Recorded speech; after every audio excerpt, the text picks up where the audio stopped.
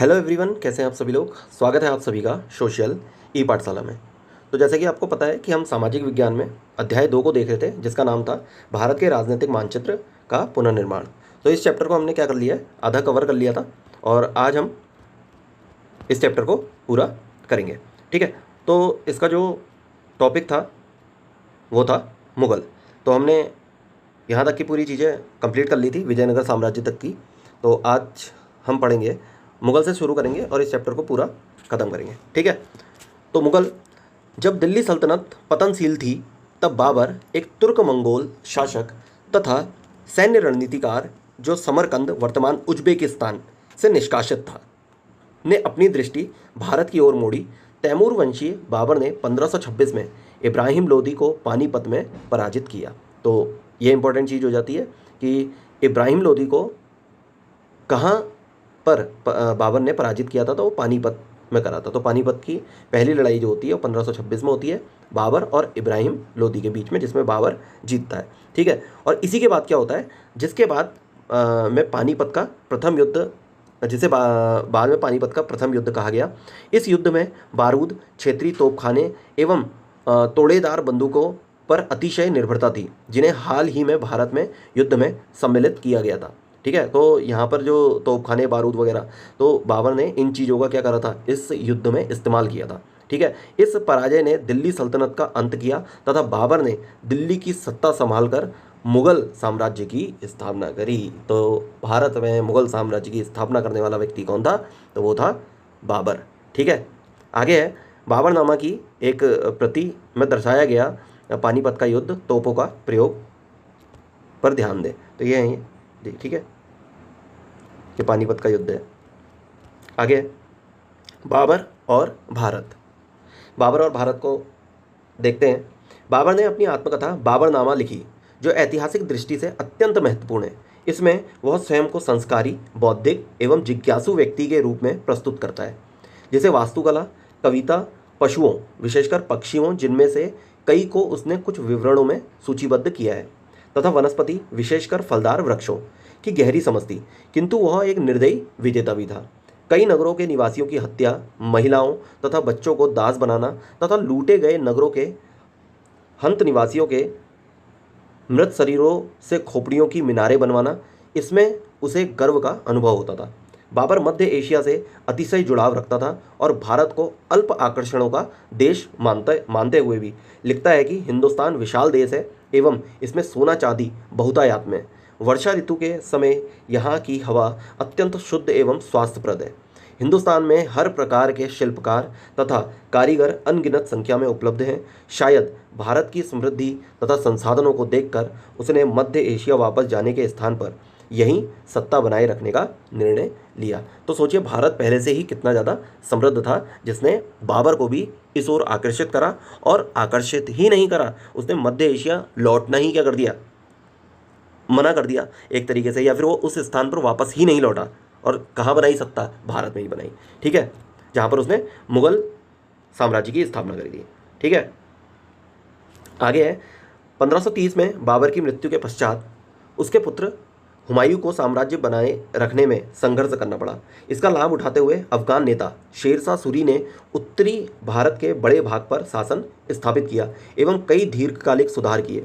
यद्यपि यह शासन अल्पकालिक रहा, क्योंकि हुमायूं ने शीघ्र ही अपना साम्राज्य पुनः प्राप्त कर लिया था। तो यहाँ पर एक बात आपको बता देता हूँ कि बाबर के बाद जो दिल्ली के दरबार में बैठने वाला जो व्यक्ति था, या दिल्ली की राजगद्दी में जो बैठने वाला व्यक्ति था, वो कौन था, हुमायूं था। लेकिन होता क्या है कि ये बहुत ज़्यादा संघर्ष करता है अपने पूरे कार्यकाल में, हुमायूं को संघर्ष करना पड़ता है। और इसी संघर्ष का लाभ उठाते हुए जो एक अफगान नेता होता है, जिसका नाम होता है शेरशाह सूरी, वो कुछ टाइम के लिए उत्तर भारत के बड़े भागों पर शासन स्थापित करता है।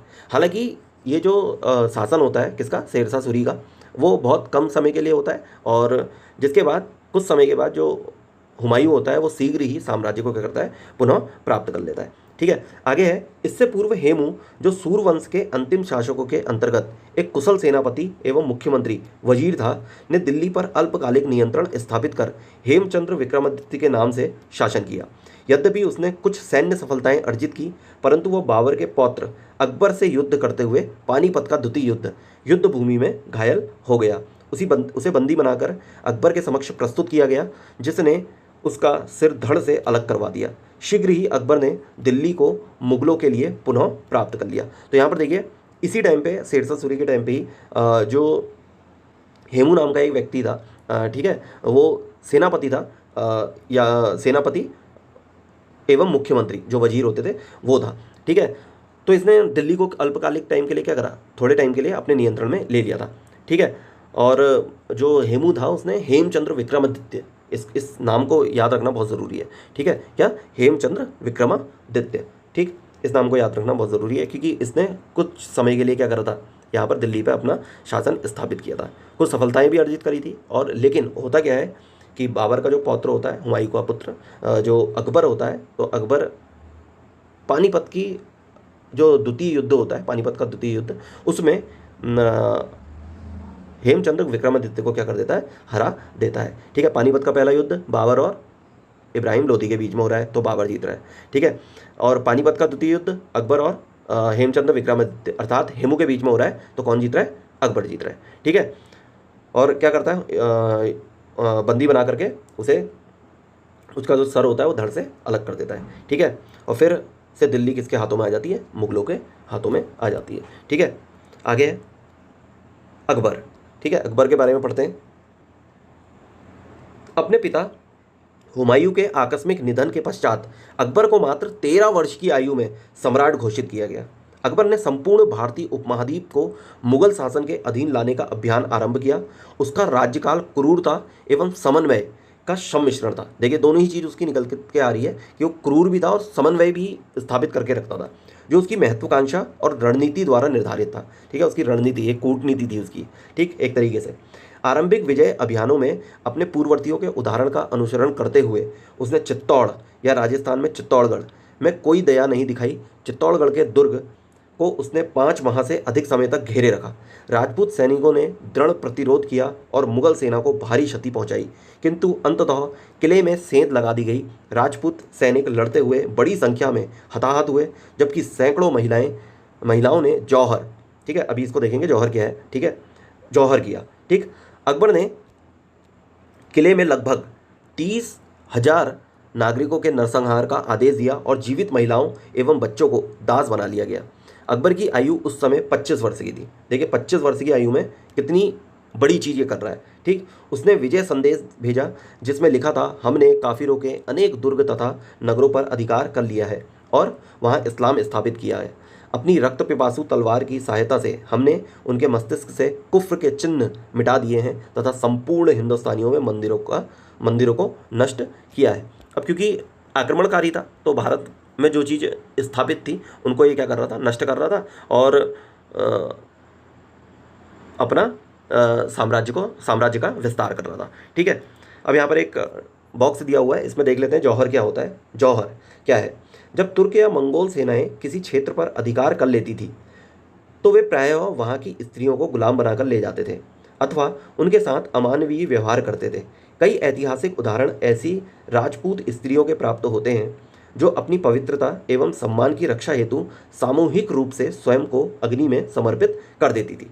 जौहर अंतिम प्रतिरोध तथा प्रतिष्ठा की रक्षा का प्रतीक माना जाता था, ठीक है। तो महिलाओं के लिए ये अंतिम प्रतीक था, ठीक है, अपने प्रतिरोध का और प्रतिष्ठा की रक्षा का, ठीक। जब अकबर ने अंतिम रूप से चित्तौड़ पर विजय प्राप्त की तो सैकड़ों राजपूत महिलाओं ने अपनी महारानियों एवं कुलीन महिलाओं के साथ जौहर किया था, ठीक है। तो ये था क्या, जौहर, ठीक है। इसी तरीके का एक उदाहरण आपको उसमें ही मिलता है, किसमें, जब अलाउद्दीन खिलजी होता है, ठीक है, पद्मावती जो क्या करती है, इसी तरीके से वो भी जौहर करती हैं, ठीक है, अगर आपको याद हो या फिर आपने कहीं पढ़ा हो तो, ठीक। अकबर ने अपने पूर्ववर्तियों का अनुसरण करते हुए ये विचार अपनाया, एक शासक का सदैव विजय की इच्छा रखनी चाहिए, अन्यथा उसके शत्रु उसके विरुद्ध शस्त्र उठा लेंगे। जैसे जैसे उसके साम्राज्य का विस्तार होता गया उसने इसे स्थिर करने के लिए राजनीतिक युक्तियों का प्रयोग किया। उसने पड़ोसी राज्यों की राजकुमारियों के साथ विवाह संबंध स्थापित किए, राजपूत एवं क्षत्रिय शक्तियों का राज दरबार में स्वागत किया, जजिया कर का उन्मूलन किया और सुलह एक कुल वस्तुतः सभी के साथ शांति या सभी पंथों के प्रति सहिष्णुता की नीति का अवलंबन अवलंबन किया। तो देखिए कैसा व्यक्ति था ये, या कैसा राजा था ये, कि इसने क्रूरता भी दिखाई और साथ ही साथ सहिष्णुता की नीति को भी इसने क्या करा, अपनाया। ठीक है, तो दोनों का ही एक मिश्रित रूप था अकबर। ठीक, आगे है अंतरपाथिक संवादों, हिंदू अधिकारियों की उच्च पदों पर नियुक्तियां एवं अन्य साहसिक सुधारों के माध्यम से अकबर ने अपने साम्राज्य को विस्तार तथा स्थिरता प्रदान की और कई राजपूत शासकों को का समर्थन प्राप्त किया। उसके दरबारी इतिहासकार एवं जीवनीकार अबुल फजल, कौन था, देखिए इतिहासकार और जीवनीकार कौन था अकबर का, वो था अबुल फजल। ठीक है, ने उसके कथनों को वर्णित करते हुए लिखा है, औपचारिक रूप से मैंने लोगों को अपने पंथ के अनुरूप ढाला और इसे ही इस्लाम मान लिया। जैसे जैसे मैंने ज्ञान प्राप्त किया मुझे अत्यंत लज्जा हुई। स्वयं मुस्लिम ना होते हुए दूसरों को बलात् ऐसे बनने के लिए विवश करना अनुचित था। बलपूर्वक मतांतरित लोगों से प्रतिबद्धता की क्या अपेक्षा की जा सकती है। उसकी दीर्घ शासना अवधि प्रायः 50 वर्षों तक, कब से लेकर कब तक, 1556 से 1605 तक, काफ़ी लंबा शासन रहा था। ठीक है, 50 वर्षों तक चली। इस अवधि का मध्यकाल प्रायः शांत रहा, किंतु अंतिम 15 वर्ष कश्मीर, सिंध, दक्कन और अफगानिस्तान में नए सैन्य अभियानों से भरे रहे। ठीक है, तो इस प्रकार हम ये कह सकते हैं कि अकबर क्रूर शासक भी रहा और साथ ही साथ उसमें समन्वय की नीति को भी अपनाया था। तो ये कह सकते हैं कि अकबर की जो नीतियाँ रही वो एक तरीके से मिश्रित रही। ठीक है, मिश्रित रही थी। ठीक, अब ऊपर आपको एक मानचित्र दिया गया था, इसको हम देख लेते हैं एक बार। ये देखिएगा, तो यहाँ पर है अकबर के अधीन मुगल साम्राज्य 1605 में। तो 1605 में ये जो आपको ये पूरा जो क्षेत्र आपको दिखेगा इस लाइन से, जो भी ये वाला क्षेत्र दिख रहे हैं, ये सब किसके अधीन है, अकबर के अधीन है। उसके बाद औरंगजेब के अधीन मुगल विस्तार, जो भी ये खड़ी हुई लाइन है ये सारे का सारा क्या है, औरंगजेब। ठीक है, औरंगजेब के अधीन जो मुगल विस्तार था, जिसके बारे में अभी हम आगे पढ़ेंगे, और ये कब था, 1700 के आसपास तक। ठीक है, फिर उसके बाद राजपूत भूखंड है। ठीक है, राजपूत भूखंड ये वाला जो जयपुर मेवाड़ वाला है, ठीक है, जो वर्तमान राजस्थान वाला। फिर उसके बाद अहोम राज्य है 1826 में। जो राजपूत भूखंड है वो 1751 तक ये वाला पार्ट था। ठीक है, उसके बाद जो अहोम राज्य है 1826 में, वो है ये वाला क्षेत्र, गुवाहाटी वाला। ठीक है, उसके बाद सिख साम्राज्य है 1839 में, जो लाहौर, मुल्तान, ठीक है, ये वाले क्षेत्र आपको देखने के लिए मिल रहे हैं। ठीक, महत्वपूर्ण नगर बीजापुर है। ठीक है, गोलकुंडा है, मुंबई है, सूरत है, पुणे है, कांचीपुरम है, मछलीपट्टनम है, कटक है, ढाका, पटना, ठीक है, जो बिहार में है अभी, आगरा, ये सारे के सारे क्षेत्रों को आप लगभग जानते ही होंगे। ठीक है, सूरत गुजरात, पुणे महाराष्ट्र। ठीक है, तो ये सारे के सारे क्षेत्र क्या थे, महत्वपूर्ण नगर थे उस टाइम पे। मुल्तान है, लाहौर है। ठीक, आगे बढ़ते हैं। फतेहपुर सीकरी में अकबर द्वारा निर्मित 5 मंजिला पंचमहल वर्तमान आगरा के समीप है। ठीक है, तो फतेहपुर सीकरी में अकबर के द्वारा क्या निर्मित किया गया था, 5 मंजिला या पंचमहल की स्थापना की गई थी। ठीक है, यह है पंचमहल वो। ठीक है, आगे बढ़ते हैं। स्वयं निरक्षर होने के उपरांत भी अकबर फारसी तथा भारतीय ग्रंथों का अध्ययन करने के लिए उत्सुक रहता था। उसने भारतीय शास्त्रीय विचारों में गहरी रुचि दिखाई एवं बहुधा विद्वानों को अपने राज दरबार में आमंत्रित किया। उसने फतेहपुर सीकरी में एक अनुवाद भवन स्थापित किया था। ठीक है, क्या कह रहा था, अनुवाद भवन किसने स्थापित करा, तो वो करा था किसने, अकबर ने किया था। कहाँ किया था, फतेहपुर सीकरी में किया था। ठीक है, स्थापित किया, जहाँ उसने प्रमुख संस्कृत ग्रंथों का अनुवाद फारसी में करवाया, जैसे कि इनमें महाभारत, फारसी में रज़्मनामा या युद्ध का ग्रंथ। ठीक है, तो फारसी में इसको क्या कहा जाता है, रज़्मनामा या फिर युद्ध का ग्रंथ, किसे, महाभारत को। तो इसने इसका अनुवाद कराया। ठीक है, फिर रामायण का भी अनुवाद कराया। 176 सुंदर लघु चित्रों के साथ भगवत गीता और पंचतंत्र भी सम्मिलित थे। तो ये सारी चीज़ों का इसने क्या करवाया, फारसी में अनुवाद कराया था। ठीक है, जो भी संस्कृत ग्रंथ थे, ठीक, या फिर अन्य भाषाओं के भी ग्रंथ थे, तो इसने क्या करवाए, वो सबके सब अनुवाद करवाए थे। ठीक है, अकबर के पुत्र जहांगीर ने पिता की भांति ही कला तथा वास्तुकला के प्रति रुचि दिखाई एवं दक्कन में विस्तार का प्रयास किया। उसके पुत्र शाहजहां ने कई विद्रोह का सामना किया। उसे आगरा स्थित ताजमहल के निर्माता के रूप में स्मरण किया जाता है। ठीक है, तो किसके द्वारा बनाया गया था ताजमहल? ऑब्वियसली पता ही होगा सभी को। ठीक है, शाहजहाँ के द्वारा। ठीक। ताजमहल को आज भी विश्व के महान वास्तुशिल्प चमत्कारों में से एक माना जाता है। यह युग कला एवं स्थापत्य कला के विकास का चरम माना जाता है, जिसमें दिल्ली में हुमायूं का मकबरा और दिल्ली एवं आगरा के लाल किले भी सम्मिलित हैं। ठीक है, अन्य शास्त्रीय कलाओं तथा भारतीय संगीतों, सुलेख एवं लघु चित्र कला का भी इस काल में उत्कर्ष हुआ। ठीक है, तो स्थापत्य कला की जो चरम समय था वो किसका था? हुमायूं का था। ठीक है, आगे बढ़ते हैं। यहाँ पर है रामायण के फारसी अनुवाद पर आधारित एक लघु चित्र, जिसमें राम द्वारा स्वर्ण मृग का पीछा करने का सुप्रसिद्ध प्रसंग दर्शाया गया है। ठीक है, तो ये है ये वाला। ठीक, आगे है औरंगजेब के बारे में पढ़ते हैं हम। हमने पूर्व में उल्लेख किया कि सल्तनत काल में उत्तराधिकारी प्रायः हिंसक हुआ करते थे। इसकी पुनरावृत्ति शाहजहाँ के उत्तराधिकारी के समय भी हुई। 1657 में शाहजहाँ बीमार पड़ गया। उसकी इच्छा थी कि सिंहासन में बड़े पुत्र दारा शिकोह को मिले, किंतु दारा को उसके छोटे भाई औरंगजेब ने कई युद्धों में पराजित किया और अंततः उसकी हत्या कर उसका मस्तक काटकर पिता के समक्ष प्रस्तुत किया। औरंगजेब ने अपने अन्य 2 भाइयों को भी रास्ते से हटाया। एक को बंदी बनाकर मृत्युदंड दिया गया तथा दूसरे को निर्वासन में भेज दिया गया। अपने शासन को चुनौती मुक्त रखने के लिए उसने अपने पिता शाहजहाँ को आगरा के किले में बंदी बना लिया, जहाँ वह अपनी मृत्यु तक रहा। औरंगजेब ने 1658 में अपना राज्यारोहण किया और स्वयं को आलमगीर अर्थात विश्व विजेता नामित किया। उसने लगभग 49 वर्षों तक शासन किया। तो देखिए, औरंगजेब एक क्या था? महत्वाकांक्षी व्यक्ति था। ठीक है, तो इसने क्या करा, जो शाहजहाँ था, शाहजहाँ को बंदी बना करके, और जो उसके जो और बेटे थे, जैसे कि दारा शिकोह को इसने पराजित करता है और अपने जो अन्य 2 भाई होते हैं उनको भी बंदी बना करके मृत्युदंड दे देता है और ठीक है, और इस तरीके से अपना क्या करता है? राज्यारोहण करता है। कहाँ पर? 1658 में करता है। ठीक है, और दिल्ली में, और अपना जो पद लेता है वो किस नाम से लेता है? आलमगीर नाम से। इसका मतलब होता है विश्व विजेता। ठीक है, और इसने कब तक शासन किया? लगभग 49 वर्षों तक शासन किया था। ठीक है, आगे है, हमने ऊपर देखा कि दिल्ली के सुल्तानों का औसत शासनकाल लगभग 9 वर्ष का था। यह आंकड़ा मुगल सम्राटों के विषय में औरंगजेब तथा 27 वर्ष का हो जाता है, और यदि हम 19वीं शताब्दी में साम्राज्य के अंत तक के सभी मुगल शासकों को सम्मिलित करें तो 16 वर्ष सभी के शासनकाल का औसत था। शासन के वर्षों की इन संख्याओं से आप क्या निष्कर्ष निकालते हैं? ठीक है, तो मुगल सम्राटों के जो विषय में जो औरंगजेब तक का शासनकाल रहा वो करीब लगभग जो रहा वो 27 वर्ष का था। ठीक है, लेकिन 19वीं शताब्दी में जाकर के क्या हो जाता है?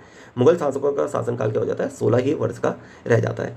तो होता क्या है, जब तक औरंगजेब का शासनकाल रहता है तो एक तरीके से केंद्रीकृत तरीके की या फिर जो पूरी शक्ति होती है वो किसके अधीन होती है? औरंगजेब के अधीन होती है। लेकिन औरंगजेब की मृत्यु के बाद होता क्या है कि जो छोटे छोटे क्षेत्रीय राज्य होते हैं वो भी अपनी स्वायत्तता मांगने लगते हैं, मतलब अपनी स्वतंत्रता मांगने लगते हैं। तो धीरे धीरे क्या होता है कि जो मुगल पद है या फिर मुगल सल्तनत है वो हल्के हल्के चरमरा जाती है, और जो आने वाले जितने भी मुगल शासक होते हैं वो क्या हो जाते हैं? बिल्कुल आलसी हो जाते हैं या फिर भोग विलास की ज़िंदगी में ही लिपट करके रह जाते हैं। इसलिए उनका जो शासनकाल था वो क्या रहा? पहले के शासनकर्ताओं से बहुत कम रहा। ठीक है, जहाँ एक जगह एवरेज 27 वर्ष था औरंगजेब तक का था, और उसके बाद कितना हो गया था? 16 वर्ष हो गया था। और ये 16 वर्ष भी क्या करते रहे वो मुगल शासक? बिल्कुल भोग विलास में लिप्त रहते थे और साथ ही साथ बहुत आलसी रहते थे एक तरीके से। ठीक है, आगे है, औरंगजेब सैन्य मामलों में कुशल था। उसने कई अभियान चलाए, विशेष रूप से दक्षिण के कई भागों पर विजय प्राप्त की। उसके शासनकाल में मुगल साम्राज्य विस्तार के चरमोत्कर्ष पर पहुंच गया। हमने देख लिया था अभी मैप में, ठीक है, कि कितना ज़्यादा उसने मुगल विस्तार कर लिया था। ठीक है, मुगल साम्राज्य का विस्तार। यद्यपि उसे लगातार महत्वपूर्ण विद्रोहों का सामना भी करना पड़ा, जिनमें से कुछ पर हम अगले भाग पर चर्चा करेंगे। औरंगजेब ने अपने जीवन के अंतिम 25 वर्ष दक्कन क्षेत्र में युद्ध करते हुए व्यतीत किए। इन अभियानों हेतु विशाल सेना के रखरखाव ने साम्राज्य के राजकोष को क्षीण किया और प्रशासन पर भारी दबाव डाला। वास्तव में इसे 1707 में औरंगजेब की मृत्यु के बाद मुगल शक्ति के तेजी से पतन के प्रमुख कारकों में से एक माना जाता है। औरंगजेब, जो सुन्नी इस्लाम का अनुयायी था, अत्यधिक मजहबी था, वह अनुशासित जीवन जीता था और अकबर के विपरीत सारे इस्लामी या मजहबी नियमों एवं अवसरों का पालन करता था। उसने धीरे धीरे अपने दरबार में उन प्रथाओं पर प्रतिबंध लगा दिया जिन्हें वह गैर इस्लामी मानता था, जैसे संगीत एवं नृत्य। उसने गैर मुसलमानों पर जजिया कर एवं हिंदुओं पर अपने तीर्थ स्थलों के दर्शन हेतु तीर्थ यात्रा कर पुनः लगा दिया। दोनों ही करों को अकबर द्वारा समाप्त कर दिया गया था। देखिए, अकबर ने इस चीज़ को समाप्त किया। मैंने बताया था ना, अकबर एक तरीके से समन्वय की नीति को भी अपनाता था, तो इसलिए इसने ये कर समाप्त किए थे। ठीक है, वो सबको लेकर के साथ चलने की कोशिश कर रहा था। बट होता क्या है, आगे चल करके जो औरंगजेब आता है तो वो क्या कर देता है, इन करों को फिर से लागू कर देता है। ठीक, कुछ विद्वानों का तर्क है कि औरंगजेब के उद्देश्य मुख्यतः राजनीतिक थे, जिससे साम्राज्य के प्रभुत्व को स्थापित एवं सशक्त किया जाए।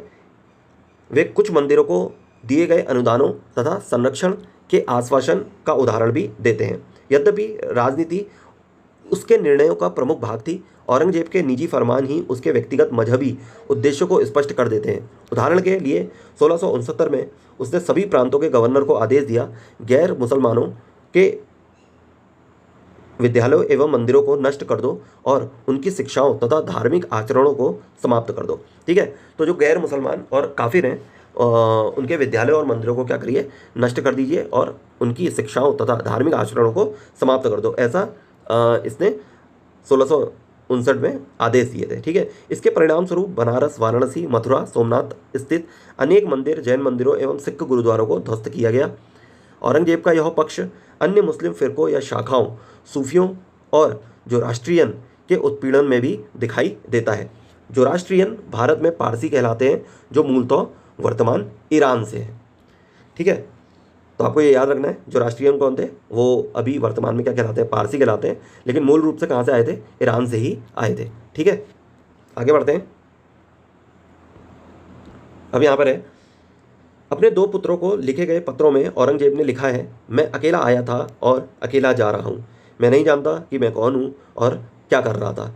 मैंने ना देश के लिए और ना ही लोगों के लिए अच्छा किया है। भविष्य के लिए भी मेरे पास कोई आशा नहीं है।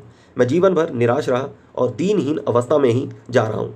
ये शब्द उनके व्यक्तित्व के कौन से पक्ष को उजागर करते हैं? आपको उनके बारे में कैसा महसूस होता है? तो यहाँ से हम ये कह सकते हैं कि अपने जीवन के अंतिम समय में औरंगजेब को ये जरूर महसूस हुआ होगा कि उसने जो भी अपने जीवन में जितनी भी कार्य किए, उनमें से कुछ कार्य जो थे वो बहुत क्या थे, गलत थे, बेकार थे, जो उसे नहीं करना चाहिए था।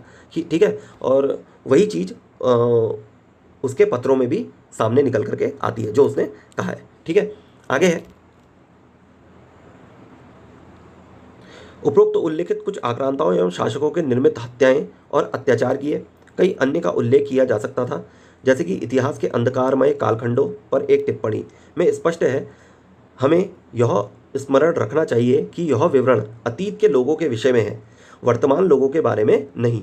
अतीत के तथ्यों की जानकारी होना आवश्यक है और उन अत्याचारों के पीड़ितों के लिए आदर एवं स्मृति भी, किंतु यह समझना महत्वपूर्ण है कि हम सैकड़ों वर्ष पूर्व किए गए व्यक्तियों के कर्मों के लिए उत्तरदायी नहीं है।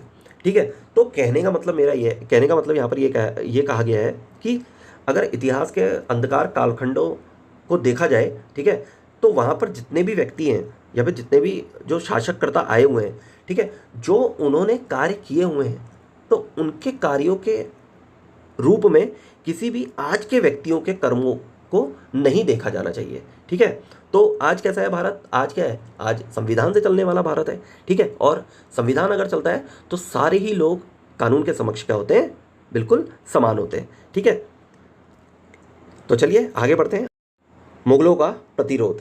ठीक है, अब मुगलों का किस तरीके से विरोध हुआ, जिसके वजह से मुगल जो साम्राज्य था वो हल्के हल्के क्या होने लगा, कमज़ोर होने लगा। तो इसके बारे में हम पढ़ेंगे। ठीक है, अब हम कुछ मुख्य विद्रोहों के विषय में जानेंगे जिन्होंने मुगल शक्ति को समाप्त किया, और इसमें जो मराठा हैं इनके बारे में तो पूरा का पूरा आपको अगला चैप्टर ही दिया गया है, तो इसके संदर्भों को अगले अध्याय में ही हम क्या करेंगे, इसको पढ़ेंगे। ठीक है। शताब्दियों से अनेक किसान समुदायों ने कठोर शोषण के विरुद्ध विद्रोह किया। ऐसा ही एक उदाहरण 17वीं शताब्दी में जाट किसानों से जुड़ा है, पश्चिमी उत्तर प्रदेश, हरियाणा एवं पूर्वी राजस्थान में। ठीक है। कहाँ के जाट किसान? पश्चिमी उत्तर प्रदेश, हरियाणा और पूर्वी राजस्थान में, जिन्होंने मुगल प्रशासन के एक दमनकारी अधिकारी की हत्या कर दी। इसके बाद हुए युद्ध में 20,000 लोगों ने वीरतापूर्वक मुगल सेना का सामना किया, किंतु उनका जाट नेता मारा गया और विद्रोह का दमन कर दिया गया। ठीक है। तो 20,000 लोगों ने वीरतापूर्वक मुगल सेना का क्या करा था? सामना करा था। लेकिन उस टाइम पे केंद्र पे शासन मुगलों का था और उनके पास बहुत बड़ी क्या थी? आर्मी थी। ठीक है। बहुत बड़ी सेना थी, जिसकी वजह से ये क्या हो जाते हैं? हार जाते हैं। ठीक है। कई आदिवासी समुदाय, उदाहरण के लिए भील, गोंड, संथाल, कोच, अपने क्षेत्र पर आधिपत्य करने या उन पर कर लगाने के प्रयास के विरुद्ध भी लड़े। ठीक है। मुगल होते थे तो उनके क्षेत्र में क्या लगाते थे? कर लगाते होंगे। ठीक है। तो ये उसके विरुद्ध भी क्या कर रहे थे? लड़े थे। भील, गोंड, संथाल और कोच, इनमें से कुछ समुदायों का दमन कर दिया गया या धीरे धीरे इन्हें दिल्ली सल्तनत या मुगल साम्राज्य में सम्मिलित कर लिया गया। ठीक है। कुछ को तो क्या कर लिया गया? अपने साम्राज्य में मिला लिया गया। ठीक है। लेकिन जो अन्य थे, विशेष रूप से वनवासी, पहाड़ी या दूरस्थ क्षेत्रों में रहने वाले, कुछ सीमा तक स्वतंत्रता बनाए रखने में सफल हुए थे। ठीक है। कुछ लोग अपनी स्वतंत्रता को बनाए हुए थे। कैसे बनाए हुए थे? कि अगर कोई भी सेना आती होगी तो उनको क्या करा जाता होगा? खदेड़ दिया जाता होगा उन लोगों के द्वारा, क्योंकि उनको टेरेंस की, मतलब जो टेरेस की और ये पहाड़ी इलाकों की बहुत अच्छी समझ रहती होगी। ठीक है। जिसमें मुगल काफ़ी होशियार नहीं रहे होंगे। ठीक। आगे बढ़ते हैं। यहाँ पर रानी दुर्गावती का चित्र दिया हुआ है और उनके बारे में भी कुछ बातें लिखी हुई हैं, तो इनको भी पढ़ते हैं। ठीक है। बहुत साहसी महिला अपने समय की। ठीक है। तो इनके बारे में पढ़ना तो बहुत ज़रूरी हो जाता है। ठीक। रानी दुर्गावती को मध्य भारत के गोंड राज्यों में से एक गढ़ राज्य, मध्य भारत का एक गोंड राज्य की एक वीर रानी के रूप में याद किया जाता है। सभी विवरणों से ज्ञात होता है कि उन्होंने बुद्धिमत्ता से शासन किया एवं अपने राज्य को समृद्ध बनाया। उनके पास 20,000 सैनिकों और 1,000 हाथियों की सेना थी। बहुत इंपॉर्टेंट है। 20,000 सैनिक थे और 1,000 हाथियों की एक सेना थी। ठीक है। उस समय पे सोचिए। ठीक है। जिनके सहयोग से उन्होंने आक्रमण के कई प्रयासों को विफल कर दिया। जब अकबर द्वारा भेजे गए एक सेनापति ने 1564 में उनके राज्य पर आक्रमण किया तो संख्या बल तथा हथियारों में कम होने के बाद भी उन्होंने स्वयं अपनी सेना का नेतृत्व किया और बहादुरी से लड़ी। घायल अवस्था में उन्होंने युद्ध भूमि में ही आत्म बलिदान दिया ताकि उन्हें बंदी ना बनाया जा सके। उस समय वह केवल 40 वर्ष की थी। महज 40 वर्ष में अपना बलिदान दिया था। सोचिए, लड़ते हुए वीर गति को प्राप्त हुई थी। ठीक है। उनका बलिदान क्षेत्रीय गौरव का प्रतिरोध का प्रतीक बन गया और उन्हें आज भी भारतीय इतिहास में एक वीरांगना के रूप में स्थान दिया जाता है। ठीक है। तो ये है रानी दुर्गावती का एक कलात्मक प्रतिमा। ठीक है। और हमें भी इनसे बहुत सीख लेनी चाहिए। ठीक। खास तौर पे आज के युवाओं को। आगे है राजपूतों का उदय। ठीक है। अब कुछ बात हम राजपूतों की कर लेते हैं। ठीक। उत्तर पश्चिम भारत में स्थित होने के कारण तथा पूर्ववर्ती राजवंशों से प्राप्त गौरवशाली परंपराओं के कारण, उदाहरण के लिए प्रतिहार, जिन्होंने कुछ शताब्दियों पूर्व ही सिंध पर आक्रमण का विरोध किया था। राजपूत प्रायः उपमहाद्वीप के बाहर से आने वाली शक्तियों से जूझते रहे। कहाँ से? जो उपमहाद्वीप के बाहर से आ रहे थे। ठीक। राजपूतों ने खिलजी के आक्रमण के बाद अपने राज्य का पुनर्गठन कर लिया था। इस प्रक्रिया में मेवाड़ और मारवाड़ क्षेत्र में दो प्रमुख वंश उभरे। ठीक है। ये वर्तमान राजस्थान वाले कुछ जो क्षेत्र हैं, ठीक है, मेवाड़ और मारवाड़ के दो प्रमुख वंश उभरे। उनकी शौर्यपूर्ण कहानियाँ विशेष रूप से लोकप्रिय गाथा गीतों के माध्यम से आज भी सुनाई जाती है। इन वंशों में उत्पन्न वीर शासकों में से हम पूर्व में राणा कुंभा के विषयों में पढ़ चुके हैं। ठीक है। कुंभलगढ़ फोर्ट के बारे में हमने पढ़ा था, है ना, जिन्होंने बनाया था वही राणा कुंभा है। ठीक। राणा सांगा ने कई राजपूत वंशों को एकीकृत किया और सुल्तानों के विरुद्ध कई युद्ध जीते। अंततः खानवा के युद्ध में बाबर के विरुद्ध उन्हें पराजय का सामना करना पड़ा। तो खानवा का युद्ध किसके द्वारा लड़ा गया था? राणा सांगा के द्वारा लड़ा गया था। और किसके खिलाफ लड़ा गया था? बाबर के विरुद्ध में लड़ा गया था। ठीक है, लेकिन उनको इधर क्या मिलती है? पराजय मिलती है, जिसमें बाबर जीत जाता है। ठीक है, आगे बढ़ते हैं। यद्यपि उन्हें अपने पूर्ववर्तियों से एक विखंडित राज्य विरासत में मिला था, फिर भी मेवाड़ के शासक महाराणा प्रताप ने मुगल आधिपत्य को अस्वीकार किया और राजपूत प्रतिरोध का प्रतीक बन गए। ठीक है, उन्होंने मुगल सत्ता में शामिल होने के लिए कभी भी हामी नहीं भरी। ठीक है, वो उसका हमेशा क्या करते रहे? अस्वीकार करते रहे उसे। ठीक है, और उसके खिलाफ क्या करते रहे? विरोध करते रहे और लड़ते रहे। ठीक, यहाँ पर आगे बढ़ने से पहले इधर पे एक गुरिल्ला युद्ध के बारे में दे रखा है। तो क्या था गुरिल्ला युद्ध?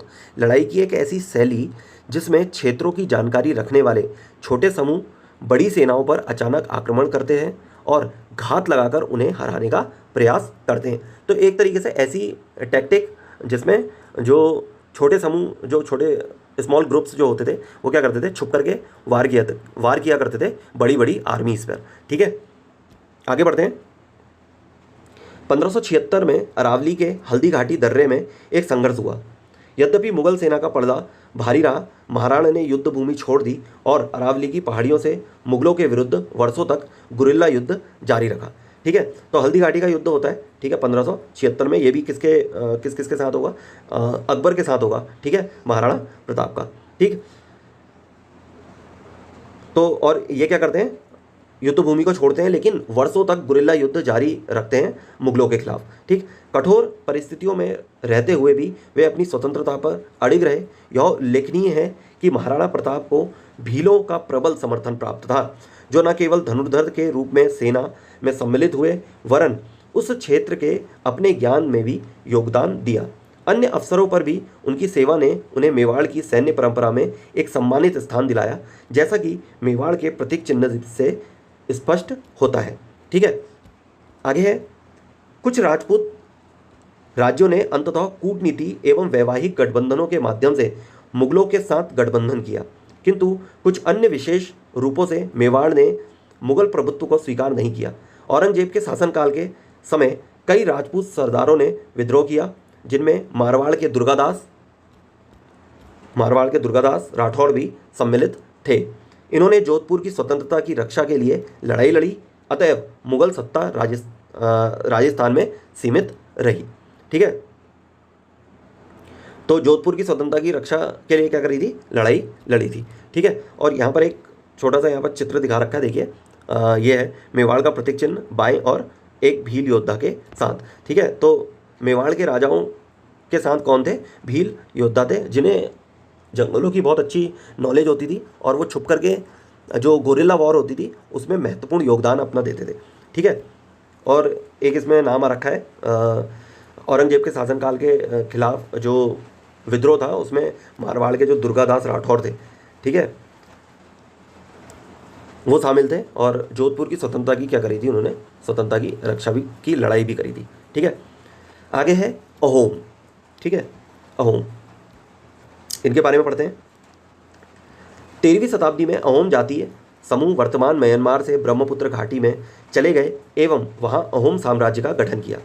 सल्तनत एवं मुगल काल दोनों समय में अहोम शासकों ने उत्तर पूर्व के विस्तार के प्रयासों का कठोर प्रतिरोध किया। उनकी अनूठी पाइक प्रणाली में प्रत्येक सक्षम व्यक्तियों से भूमि अधिकारों के स्थान पर श्रम या सैन्य कर्तव्य के माध्यम से राज्य को सेवा प्रदान करने का आह्वान किया जाता था। ठीक है, तो उनकी एक पाइक प्रणाली होती थी, किसकी? अहोमों की।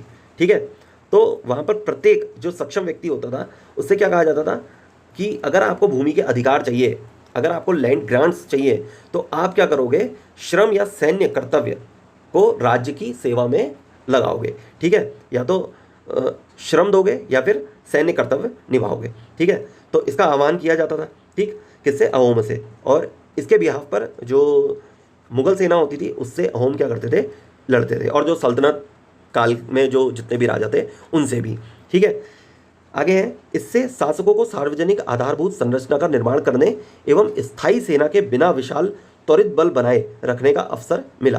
तो क्या करते थे वो जो लोग होते थे उन्हें एक अस्थायी रूप से क्या करते थे, ट्रेंड कर देते थे। ठीक है, तो एक तरीके से ये क्या थी, अस्थायी सेना थी। ठीक है, स्थायी रूप से सेना भी नहीं रखते थे, तो उनके दोनों काम चल जाते थे। अगर जैसे कंस्ट्रक्शन वगैरह करना है, कोई कार्य करना है, कोई भी कार्य करने हैं, ठीक है, समाज में, समाज के अंदर, तो वो काम भी कर सकते थे और साथ ही साथ अस्थायी सेना के रूप में उन्हें ट्रेंड किया जाता था, तो वो एक तरीके से त्वरित बल भी तैयार हो जाता था। ठीक, समय के साथ अहोमों ने स्थानीय संस्कृति को आत्मसात किया, कृषि को बढ़ावा दिया, विविध धर्मों को प्रोत्साहित किया एवं असम की समृद्ध परंपराओं को योगदान दिया।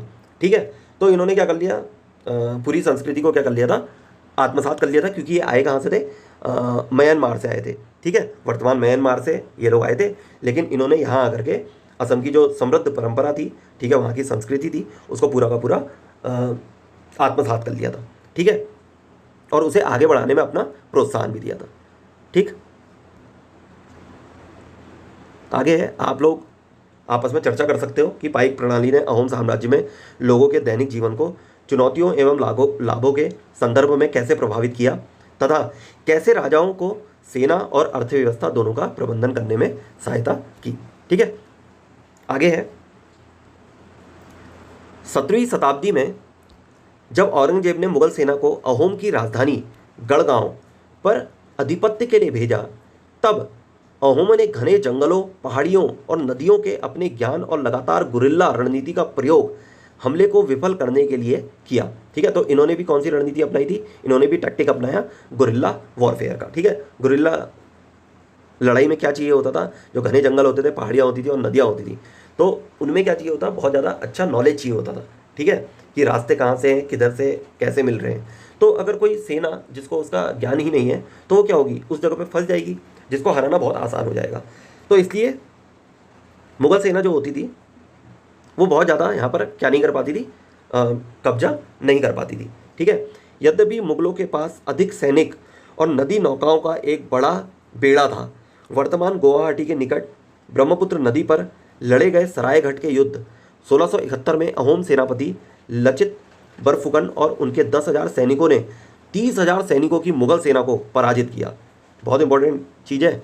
ठीक है, अहोम सेनापति कौन थे, लचित बरफुकन और उनके 10,000 सैनिक, जिन्होंने 30,000 सैनिकों की मुगल सेना को क्या कर दिया था, पराजित कर दिया था।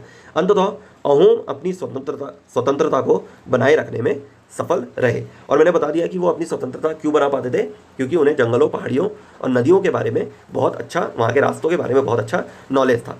ठीक है, आगे बढ़ते हैं। आगे हैं, मुगल सेनापति राम सिंह ने अहोम योद्धाओं की प्रशंसा इन शब्दों में की थी। प्रत्येक असमिया सैनिक नाव चलाने, तीरंदाजी करने, खाई खोदने तथा बंदूकों एवं तोपों को चलाने में निपुण है। मैंने भारत के किसी अन्य क्षेत्रों में ऐसी बहुमुखी प्रतिभा नहीं देखी है। तो ये खुद मुगल सेनापति थे, कौन, राम सिंह, उन्होंने प्रशंसा की है अहोम योद्धाओं की। ठीक, आगे बढ़ते हैं। अहोमों ने असम की नदियाँ, पहाड़ियों और जंगलों का उपयोग अपने लाभ के लिए कैसे किया? क्या आप इन उपायों के बारे में सोच सकते हैं जिनसे भूगोल ने उनकी रक्षा प्रणाली को सुदृढ़ करने और युद्ध लड़ने में सहायता प्रदान की? तो मैंने अभी आपको बता दिया था कि उनको क्या था, इन सारी चीज़ों का बहुत अच्छा नॉलेज था। जो अहोम थे, जो नदियाँ थी, पहाड़ थे, जंगल थे, और वो किसका इस्तेमाल करते थे, गुरिल्ला रणनीति का इस्तेमाल किया करते थे। ठीक है, इन भौगोलिक स्थलाकृतियाँ या फिर भौगोलिक क्षेत्रों के उनको बहुत ज़्यादा क्या थी, नॉलेज थी, जो रक्षा प्रणाली को क्या करते थे, सुदृढ़ करते थे और युद्ध लड़ने में सहायता प्रदान करते थे। ठीक है, आगे बढ़ते हैं। यहाँ पर कुछ चित्र दिए हैं। ठीक है, चित्र दिए गए हैं। एक है, ये चित्र है सरायघाट के युद्ध की स्मृति में एक पट्टिका, जिसके अग्रभाग में एक अहोम नाव प्रदर्शित है। सरायघाट युद्ध स्मारक पार्क। ठीक है, सरायघाट स्मारक पार्क की एक तस्वीर है। ठीक है, जिसमें नाव चलाते हुए कुछ लोगों को दिखाया गया है। ठीक है, आगे है चित्र 2.25, सरायघाट के युद्ध के समय अहोम योद्धाओं को दर्शाती मूर्तियाँ। ठीक है, ये अहोम योद्धा हैं, ठीक है, जिनको दिखाया गया है। ठीक है, आगे बढ़ते हैं। सिक्कों का उदय। ठीक है, आगे है क्या, सिक्कों का उदय। तो इस टॉपिक को अब हम अगले वीडियो में क्लियर करेंगे।